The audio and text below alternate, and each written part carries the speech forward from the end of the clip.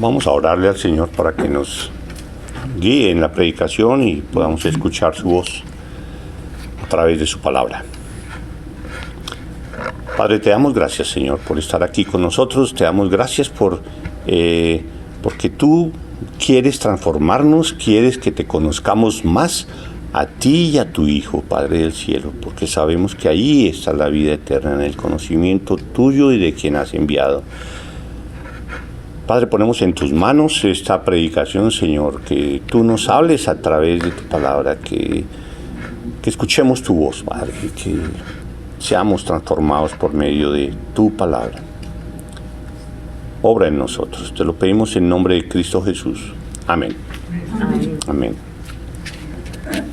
Juan 3, del 1 al 15.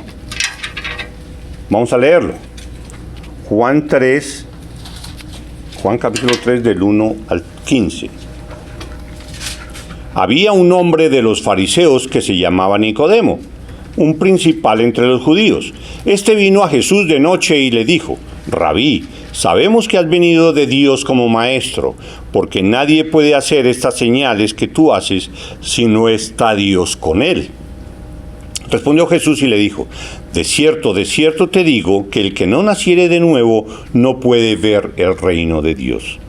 Nicodemo le dijo: ¿y cómo puede un hombre nacer siendo viejo? ¿Puede acaso entrar por segunda vez en el vientre de su madre y nacer? Respondió Jesús: de cierto te digo, que el que no naciere de agua y del Espíritu no puede entrar en el reino de Dios. Lo que es nacido de la carne, carne es, y lo que es nacido del Espíritu, Espíritu es. No te maravilles de que te dije: os es necesario nacer de nuevo. El viento sopla de donde quiere y oyes su sonido, mas ni sabes de dónde viene ni a dónde va. Así es todo aquel que es nacido del Espíritu. Respondió Nicodemo y le dijo: ¿cómo puede hacerse esto? Respondió Jesús y le dijo: ¿eres tú maestro de Israel y no sabes esto? De cierto te digo, que lo que sabemos hablamos, y lo que hemos visto testificamos, y no recibís nuestro testimonio. Si os he dicho cosas terrenales, y no creéis, ¿cómo creeréis si os dijere las celestiales? Nadie subió al cielo sino el que descendió del cielo, el Hijo del Hombre que está en el cielo. Y como Moisés levantó la serpiente en el desierto, así es necesario que el Hijo del Hombre sea levantado, para que todo aquel que en él cree no se pierda, mas tenga vida eterna.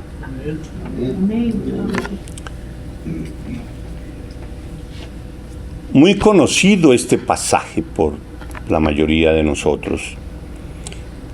Un pasaje que se recuerda muy seguido.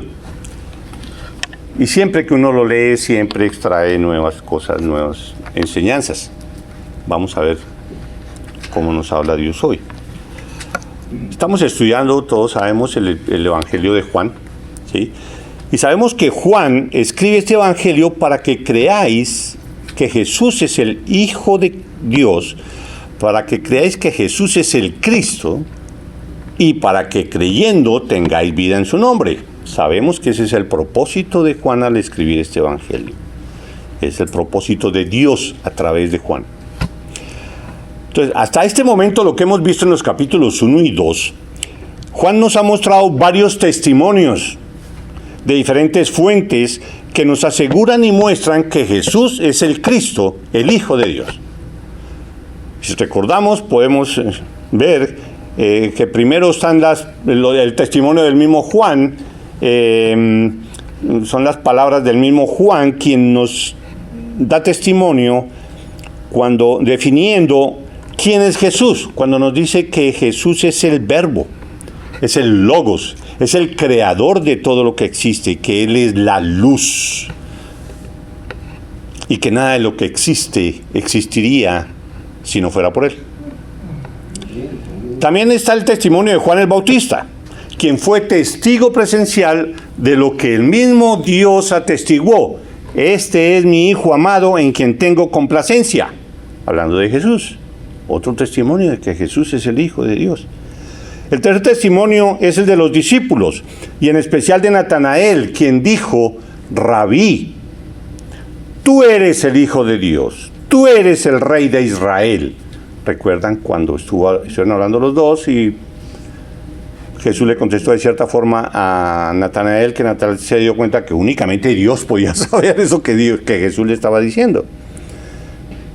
El otro testimonio fue por medio del primer milagro, de su primera señal, ¿sí? Cuando cambió de naturaleza al agua y la convirtió en vino, mostrando que Él hace milagros, y el único que hace milagros es Dios.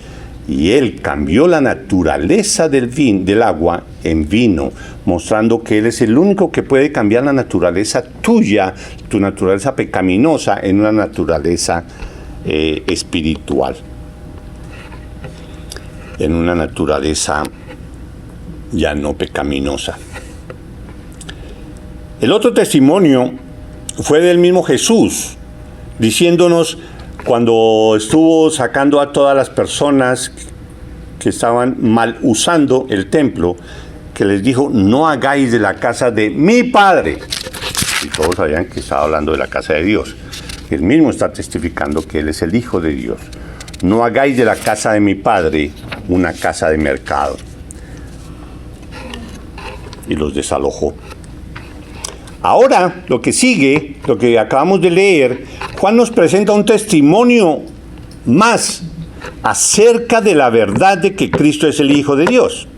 Y esta vez lo hace por medio de un fariseo, o sea, de un verdadero religioso de la época.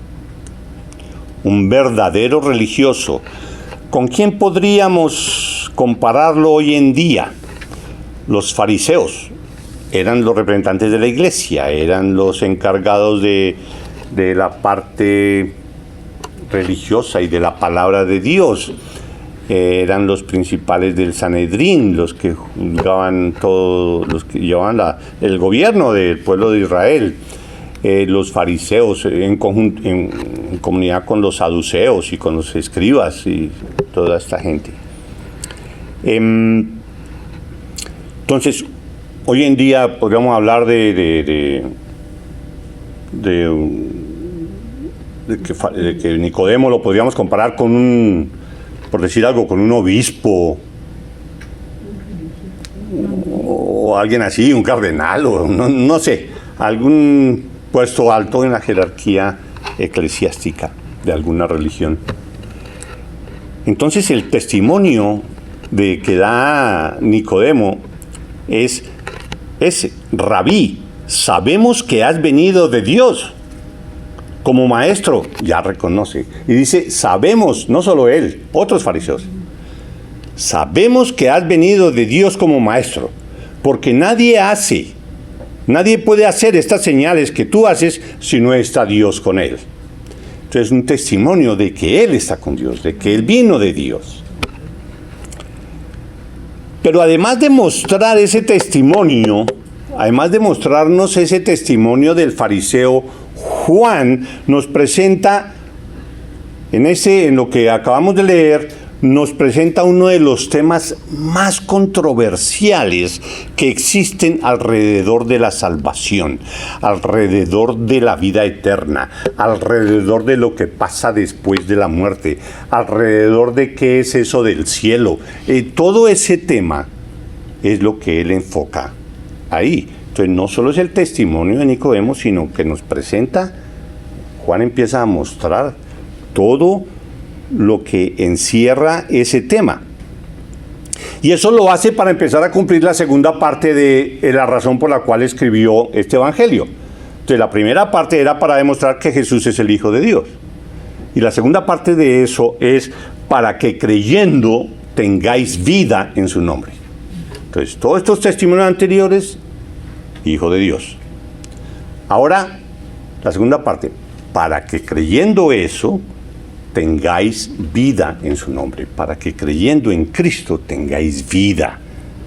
Al hablar ahí, Juan, de vida en su nombre, se está refiriendo no para que tengáis vida eterna, entendiendo por vida eterna no la duración de muchos años, sino una vida completa de gozo y de plenitud en la presencia, de gozo en medio de su amor y de todo lo que Él es, esa vida eterna. Y yo creo que no solo representa eso al decir vida, sino que también representa la vida actualmente aquí en la tierra, porque si nosotros vamos más específicamente, un verdadero cristiano es la persona que vive gozosamente siempre. Y eso es tener vida, ¿sí?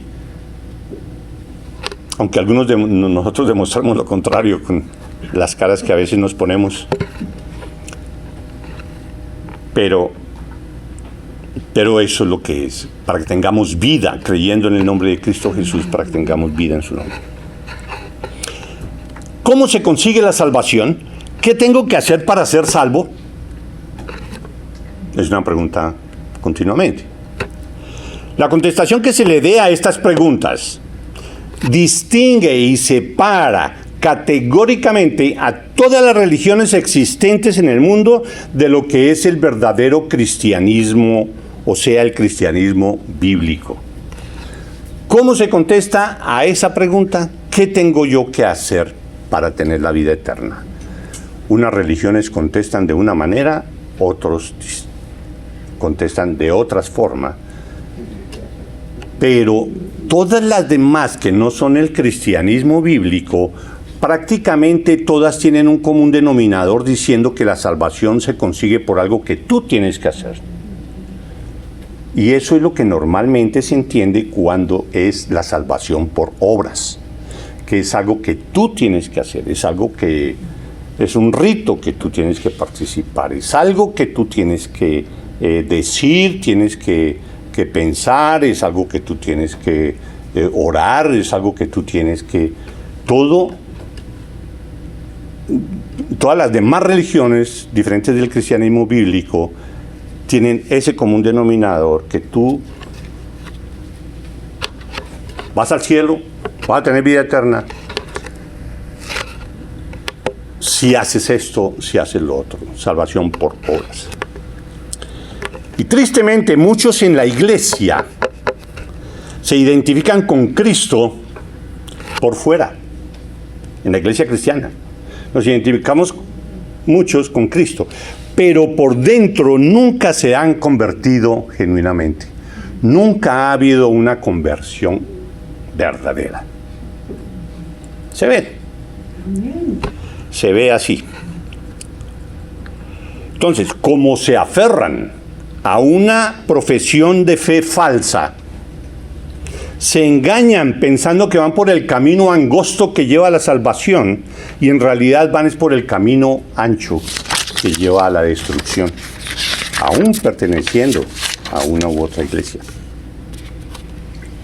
Muchas veces estas conversiones falsas se dan como producto de predicar un evangelio falso, un evangelio light, un evangelio a gusto del consumidor, un evangelio express. Haz esto y listo, ya, eres salvo. Eres salvo. A esto muchos lo han llamado la gracia barata. La gracia barata, que produce un ministerio basado en la mercadotecnia. Cómo producimos, cómo hacemos para atraer gente aquí, traigamos shows, un espectáculo, programemos esto, programemos lo otro. Eso trae gente porque necesitamos que la iglesia crezca y que tengamos una iglesia grande, físicamente, más no tanto espiritualmente. Produce ministerios basados en el emocionalismo, basados en el inclusivismo indiscriminado y malentendido. Hablábamos esta mañana en la clase sobre eso, que se habla de inclusivismo indiscriminado. Nosotros tenemos que ser inclusivos, nosotros tenemos que aceptar, nosotros como cristianos aceptamos a todas las personas, nosotros somos pecadores, nosotros como iglesia somos una reunión de pecadores. No somos una reunión de gente que no peca, no, somos una reunión de pecadores. Por fuera de la iglesia cristiana también son pecadores, pero no reconocen que son pecadores. Pero no podemos entender el inclusivismo de que el amor es para todos y todo el mundo venga a la iglesia cristiana y todo lo que tú haces está bien y perfecto con nosotros. Nosotros tenemos amor para todo el mundo, nuestro corazón es tan grande que es para todo el mundo, no importa lo que tú estés haciendo, nosotros te amamos.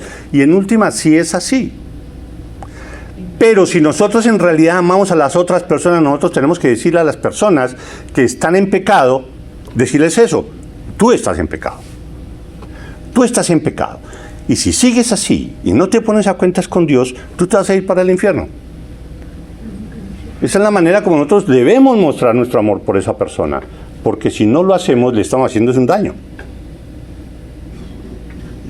Venga quien venga. Pecador, sí, todos somos. Venga, pecador. Pero hay que decir lo que la palabra de Dios dice. Si la Biblia dice que lo que esta persona está haciendo es pecado, hay que decírselo a él. Oye, la palabra de Dios dice esto. Tienes que ponerte a cuentas con Dios, orarle al Espíritu Santo que te transforme y entregarle tu vida a Él, que Él es el único que te transforma. Ni siquiera tú mismo puedes transformarte. Él te transforma. Y si lo sigues haciendo, eso es pecado. Tú eres el que tiene la obligación de venir a los pies de Cristo en ese sentido. Y eso es amar a las personas. Entonces debemos ser inclusivos, pero digamos no indiscriminadamente y decir que todo está bien, todo, no hay problema. Todo esto ha hecho mella en la Iglesia de Cristo y siempre causa gran confusión, todo este tema de la salvación. Muchos hablan de diferentes métodos para obtener la salvación genuina, según ellos, una salvación genuina. Aunque la vida de aquellos que los practican esos métodos no manifiestan señales del fruto verdadero, no manifiestan señales de que están siendo transformados, así como el mismo Jesús lo dice en varias partes de la Biblia. Una persona a veces se dice soy cristiano porque yo hice esto, hice aquello, yo fui a tal parte y me hice lo que me dijeron, o sea que soy cristiano. ¿Y qué? ¿Tu vida ha cambiado? ¿El Espíritu Santo ha estado transformado? No, yo sigo lo mismo. No, en realidad yo sigo lo mismo. No ha habido ningún cambio así como de notar. Eso quiere decir que su salvación no es una salvación verdadera. Eso quiere decir que su fe no ha sido una fe verdadera. Y dijimos que eso lo decía Jesús. Por ejemplo, en Lucas 6, 43, 44, Jesús dice, no es buen árbol el que da malos frutos, ni árbol malo el que da buen fruto, porque cada árbol se conoce por su fruto. Muchos dicen que no se debe cuestionar la fe de nadie. ¿Sí? Y hay que cuestionarla muchas veces. Hay pasajes bíblicos que hablan de la fe falsa. Santiago 2, de 14 al 20, por ejemplo, el versículo 14 dice, hermanos míos, ¿de qué aprovechará si alguno dice que tiene fe y no tiene obras? ¿Podrá la fe salvarle? Lógico que la fe lo puede salvar, lógico, pero una fe verdadera es la que produce buenas obras. Nunca debemos pensar que la salvación se consigue por obras y entonces ahí sí voy a tener fe. No. La salvación solo por fe, y si es verdadera fe, produce buenas obras. Entonces el versículo 17 ahí en Santiago 2, del 14 al 20, el versículo 17 dice, así también la fe, si no tiene obras, es muerta en sí misma. Si tú como cristiano no estás produciendo buenas obras, si no se te ve en ti el amor a tu hermano, el amor a los miembros de tu familia, el amor a tu esposo, a tu esposa, si no se nota un verdadero amor en eso, algo raro está pasando y tienes que mirar en realidad cómo está tu relación con Dios. Así también la fe, si no tiene obras, es muerta en sí misma. Pero alguno dirá, tú tienes fe y yo tengo obras. Muéstrame tu fe sin tus obras, y yo te mostraré mi fe por mis obras. ¿Cómo puedes tú mostrar tu fe sin tus obras? Imagínense cómo podría ser. ¿Qué hago? Pues que solo diciendo, sí, yo tengo fe, sí, tengo bastante fe, no más. Pero alguien que tiene ahora de decir, no, yo tengo fe, y la prueba de que yo tengo fe es que yo estoy haciendo esto, estoy haciendo lo otro, y esto está pasando en mi vida. Tú crees que Dios es uno, bien haces, creer en Dios. Pero eso no es nada, o mejor dicho, sí es algo lógico, pero no es suficiente. Dice, tú crees que Dios es uno, bien haces, también los demonios creen y tiemblan. Eso no es suficiente, creer en Dios no es suficiente. Así como lo va a hablar Juan más tarde. ¿Mas quieres saber, hombre vano, que la fe sin obras es muerta? Bueno, ahí termina lo de Santiago. Lo que esto significa es que la fe genuina, la fe salvadora en Cristo Jesús, produce buenas obras.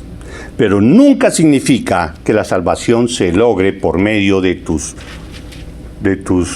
buenos actos, de tu buen comportamiento, de por venir a la iglesia todos los domingos, por saberte la Biblia de memoria, por participar en todas las actividades. No es por eso que se obtiene la salvación.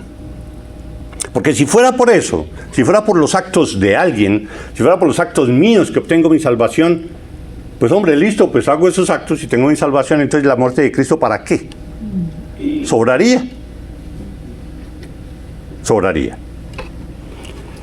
Entonces, lo que Jesús nos muestra en este pasaje contrasta con la confusión evangélica de nuestro tiempo, porque en eso hay mucha confusión. Entonces vemos el cuadro ahí de lo de Nicodemo llegando a donde Jesús, y llegó de noche, que nadie lo viera y demás, a preguntarle por la salvación. Oiga, usted como que es especial. Cualquier evangelista moderno desea una situación como la que se ve en ese pasaje. Un evangelista, sí, viene alguien para saber cómo es salvo. ¡Ah! ¡Qué oportunidad! ¡Qué oportunidad!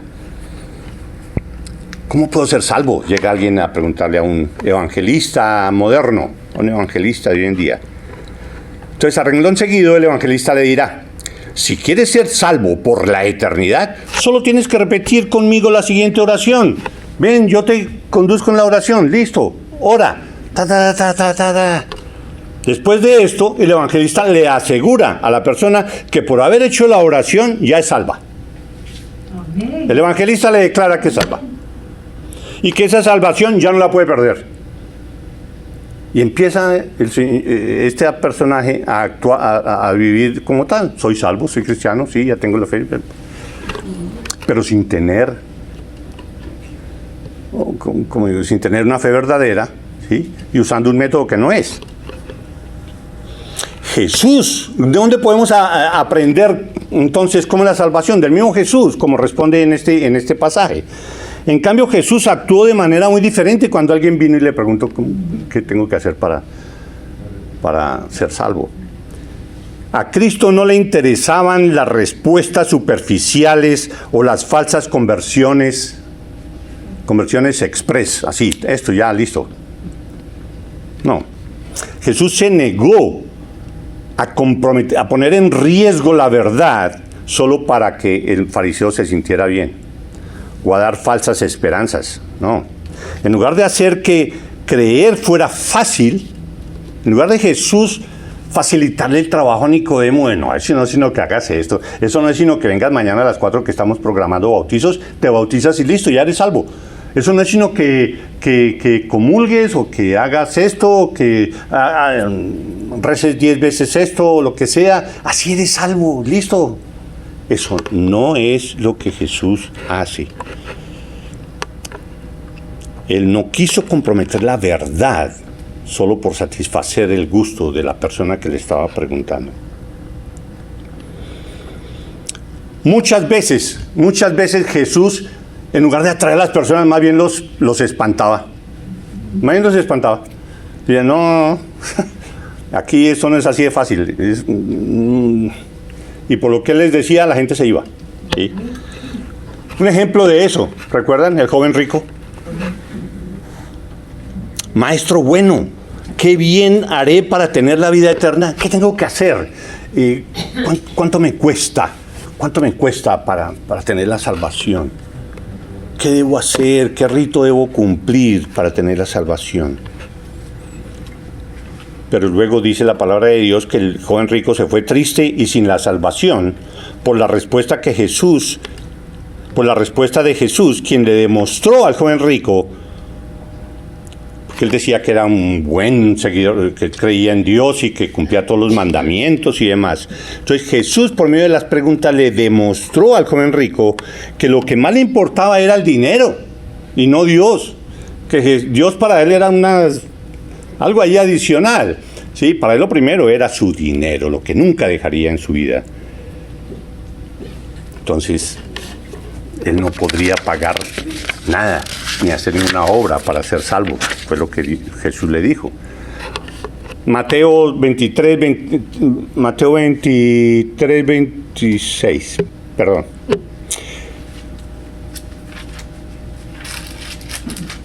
Entonces Jesús dijo a sus discípulos, de cierto, estamos hablando de cómo Jesús más bien espantaba a las personas en lugar de presentarles un evangelio facilista y venga, eso no es sino hacer esta oración y punto. No. Entonces Jesús dijo a sus discípulos, de cierto os digo que difícilmente entrará un rico en el reino de los cielos. Fue lo que le dijo a los discípulos después de este episodio con el joven rico. Otra vez os digo que es más fácil pasar un camello por el ojo de una aguja que entrar un rico en el reino de Dios, porque su principal interés es el dinero, así como muchos pobres, su principal interés es el dinero. Aquí fue un joven rico y su principal interés es el dinero, pero así mismo encontramos dentro de la gente pobre. Su principal interés es el dinero. Ay, si yo tuviera dinero, y así es toda su vida. Su principal objetivo, problema, preocupación, el dinero. De la gente pobre estoy hablando, no Dios. Sus discípulos, oyendo esto, se asombraron en gran manera diciendo, ¿y quién pues podrá ser salvo? Después de que le contestó eso al joven rico. Y mirándolos Jesús les dijo, para los hombres esto es imposible, mas para Dios todo es posible. Y eso lo sabemos porque la muestra somos nosotros. Nosotros somos la muestra de que sí es posible. En Juan 6:6 también se dice, desde entonces, después de ciertas palabras de Jesús, muchos de sus discípulos volvieron atrás y ya no andaban con él, cuando se dieron cuenta de que eso no era tan fácil de entregar la vida a Cristo. En Mateo 2, 21 al 23 dice, no todo el que me dice Señor, Señor, entrará en el reino de los cielos. Eso no es sino que, venga, órale al Señor, dígale Señor, Señor y punto, ya, tú eres salvo. No, no es así. Señor, Señor, no todo el que me dice Señor, Señor entrará en el reino de los cielos, sino el que hace la voluntad de mi Padre que está en los cielos. Muchos me dirán en aquel día, Señor, Señor, ¿no profetizamos en tu nombre? Y en tu nombre echamos fuera demonios, y en tu nombre hicimos muchos milagros. Y entonces yo les declararé, nunca os conocí. Apartados de mí, hacedores de maldad. Y hacían milagros. ¿Milagros de quién? Del diablo. ¿Qué más? Poderes que no eran los de Dios. Jesús también explicó algo muy importante que nos debemos recordar de eso y que lo hemos visto en las clases de escuela dominical. Y es el versículo de Lucas 9:23. Para ser hijo de Dios, para ser cristiano. Y Jesús decía a todos, si alguno quiere venir en pos de mí, niéguese a sí mismo, tome su cruz cada día y sígame. ¿Negarme a mí mismo? ¿Cómo así? Eso nunca, ¿cómo me voy a negar? Entonces, ¿qué queda? Si yo me niego a mí mismo, ¿qué queda? ¿Dónde quedarían todos mis deseos, mis sueños, los propósitos de mi vida? Es que yo quiero ser esto, yo quiero ser exitoso y tener una vida plena, feliz y hacer lo que yo quiera. Yo soy el dueño de mi vida, yo tomo mis propias decisiones. ¿Cómo alguien me va a decir que entonces tengo que negarme a mí mismo? Pero es lo que dice Jesús. Niéguese. Si quieres ser mi discípulo, si quieres tener vida eterna, niéguese a sí mismo. Tome su cruz cada día y sígame. Tales exigencias por parte de Jesús eran considerados por muchos como un costo supremamente alto. El énfasis en negarse a sí mismo y someterse a él fue algo que impregnó el enfoque evangelístico de Jesús y fue una característica en todo lo que él habla. Negarse uno mismo, humillarse uno mismo, entender que uno no es nada, entender que Dios lo es todo, entender que nosotros no somos sino pecadores y entender que a pesar de eso, Cristo murió en la cruz por nuestros pecados y nos dio la salvación, a pesar de que lo ofendíamos, a pesar de que era nuestro enemigo. Entonces el pasaje de hoy es una de esas interacciones con alguien que quería ser salvo. Jesús se negó a suavizar y poner agradable y fácil la verdad de la conversión. Él se negó a que eso fuera ahí un acto común y corriente y fácil y listo. A otros les dan la conversión antes de que aprendan a hablar ni nada, ya quedó bautizado, ya es salvo. Eso no es bíblico. Y si no es bíblico, no es cierto. Lo único que es cierto es la palabra que Dios nos da. Y esa palabra que Dios nos da está registrada en la Biblia, en su palabra. No hay nada que no esté en la Biblia referente a la salvación que nosotros necesitemos saber. Ahí está. Y es la única verdad. Entonces, Jesús se negó a suavizar y poner agradable y fácil la verdad de la conversión. Más bien la respuesta fue que ni Nicodemo, como maestro de la ley, podía hacer nada para conseguirla, sino que toda la obra es de Dios.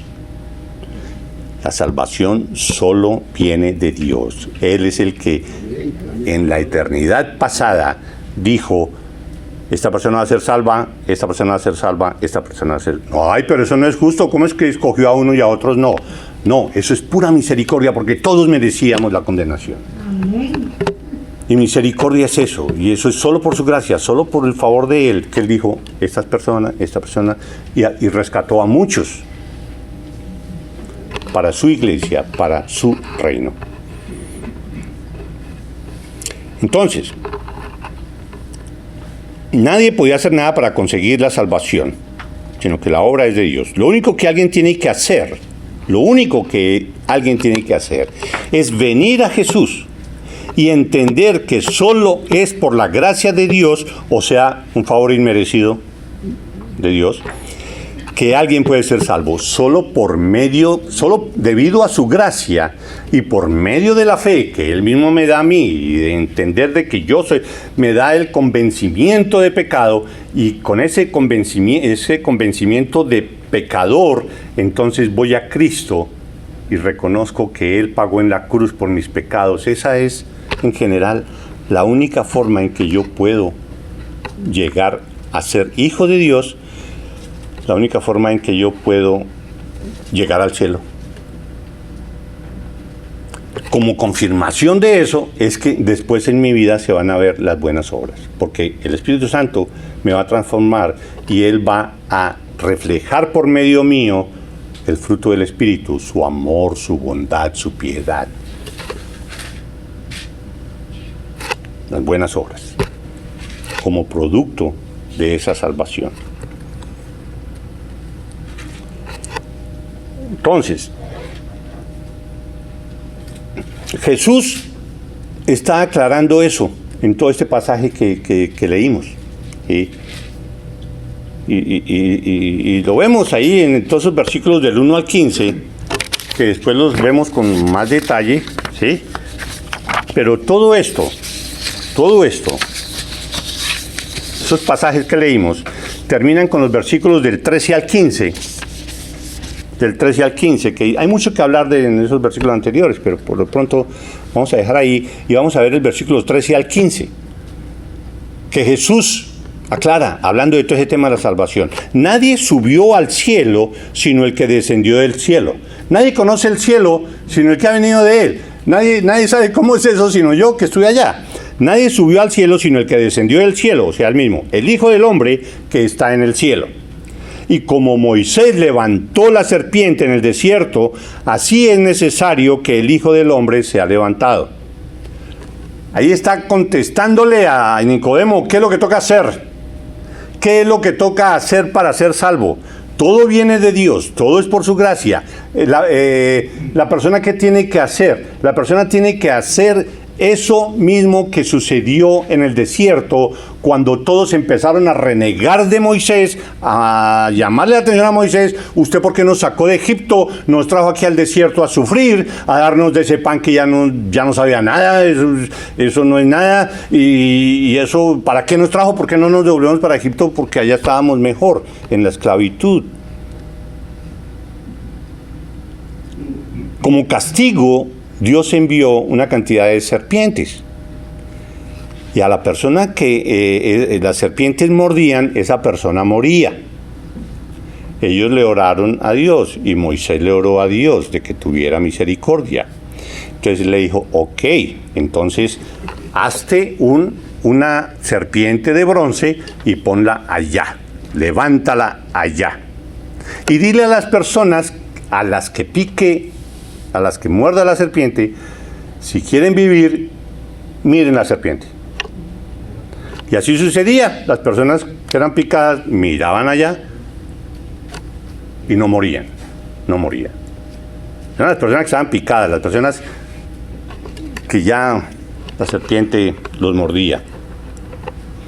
Entonces, Jesús está haciendo esa comparación de lo que sucedió esa vez allá en Moisés, allá con Moisés, ¿sí? Y dice, y como Moisés, así como lo que pasó en esa oportunidad en el desierto, es necesario que el Hijo del Hombre sea levantado. Así como se erigió una serpiente, es necesario que el Hijo de Dios sea levantado, hablando de su crucifixión. Para que usted sea salvo, es necesario que Jesús sea crucificado, que Jesús sea levantado, así como la serpiente. Ahora va a ser el Hijo del Hombre crucificado, llevando los pecados del mundo y pagando la pena, satisfaciendo la ira de Dios por tu pecado. Y el que mira allá a Jesús, el que va a Jesús, el que acude a Él, el que llega allá a sus pies en arrepentimiento y fe, diciéndole, yo soy pecador, te reconozco como mi Señor y mi Salvador, tú eres lo único, yo me niego a mí mismo, yo no soy nada, te entrego toda mi vida a ti. Esa es la persona que puede ser salva. Y termina diciendo el versículo 15, dice, pues el 14 dice, y como Moisés levantó la serpiente en el desierto, así es necesario que el Hijo del Hombre sea levantado. ¿Para qué? Para que todo aquel que en él cree no se pierda, mas tenga vida eterna. Y aquí hay un detalle que quiero recalcar. Aquí dice, para que todo aquel que en él cree no se pierda, mas tenga vida eterna. Cuando le dicen, para todo aquel que en él cree, no dice, para que todo aquel que en él crea, para que todo aquel que en el futuro crea, ¿sí? Aquí dice, para que todo aquel que en él cree, ya cree. Pero ¿cómo voy a creer si hasta ahora estoy tratando de buscar la salvación? No, es que la fe, ese creer, la da el Espíritu Santo. Y la persona que cree es porque el Espíritu Santo ha dado esa fe y esa persona cree. Y esa persona que cree no se pierde y va a tener vida eterna. Es lo que dice ese versículo.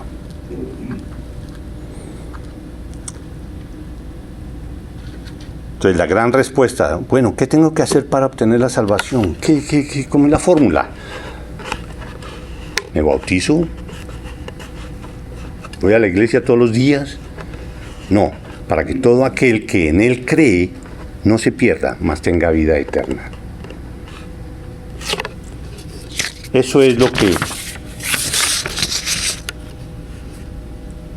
Jesús repitió, eso es lo que se ve a través de toda la Biblia, porque incluso Jesús, ahí en esos mismos versículos, le hace el reclamo a Nicodemo, diciéndole, ¿cómo es que usted no sabe cómo es el proceso de salvación? Usted que es el maestro de Israel.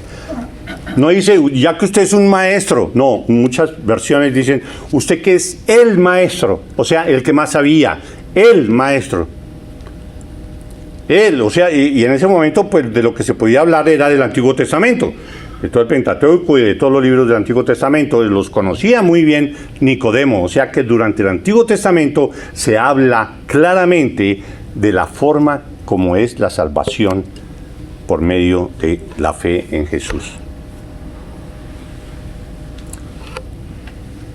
Y Nicodemo no se daba cuenta de eso ni sabía de eso. Así como todas las religiones y iglesias que había en los primeros siglos, la historia de la iglesia, hasta llegar a Lutero, cuando Lutero se dio cuenta de que no es por medio de ritos, no es por medio de bautismos, no es por medio de ningún acto de nadie que me dé la salvación, un hombre, cualquier otro hombre que me dé la salvación, o que me vendan la salvación por dinero, con indulgencias, o cualquier cosa de esa. No lo es, o es por pedirle a un santo que me salve, o para que interceda por mí.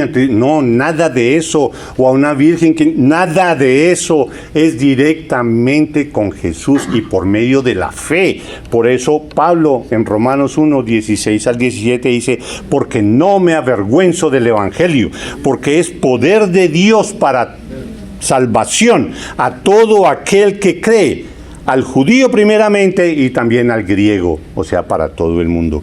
Porque en el evangelio la justicia de Dios se revela por fe y para fe, como está escrito, mas el justo por la fe vivirá. Amén. Únicamente por la fe. No te dejes engañar. Y ven a Jesús. ¿Cómo? En arrepentimiento y fe. A los pies de la cruz. Es la única manera. No crean ningún otro cuento. Y en eso, vuelvo y digo, y con eso cierro, en eso es que se distingue el cristianismo bíblico de cualquier otra religión. Y eso es lo que nosotros tenemos que predicar. Eso es lo que nosotros tenemos que hablar. Para que la gente no salga engañada por doctrinas falsas que lo llevan a uno por el camino ancho que lleva a la destrucción. Vamos a orar. Gracias, Señor, te damos por tu palabra. Gracias por este pasaje, Señor, por medio del cual tú nos muestras, Señor, cómo es que podemos ser salvos y tener vida eterna en tu presencia, Señor. Gracias, Padre del cielo, por habernos hablado, y te oramos, Señor, que tú nos transformes por medio de tu palabra y nos asegures, que nosotros nos sintamos más seguros, Señor, de la salvación que solo por Cristo podemos obtener. Gracias por habernos escogido como hijos tuyos. Te damos gracias, Señor, en Cristo Jesús. Amén. Amén. Amén.